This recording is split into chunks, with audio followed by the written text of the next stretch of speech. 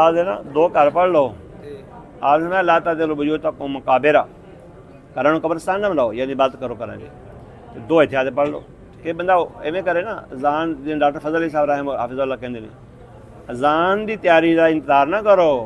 वक्त देखो 1 बजे जमात है 12:30 उठो 12:30 हलचल मचा दो वाशरूम करो मिसवाक करो वजू करो इन्हों टाइम हो जाए अजान का। ये 4 नमाज़ां ते मुमकिन है ज़ोर असर मगरब ईशा बंदा अद्धा घंटा पहले आ सकता है। हाँ वो फजर की अजान होंदी उदों जो ईशा का टाइम खत्म हो जाता है। हाँ ते 15 मिनट का टाइम है ते 15 मिनट 15 मिनट किसी किसी रखा है ना करें 20 मिनट भी रखा है बाल क्या इन्ना मल मैं भज के आया तो तीसरी सब चुप मिली जगह इन्ना मल मालू बिनियाद भजना भी नहीं।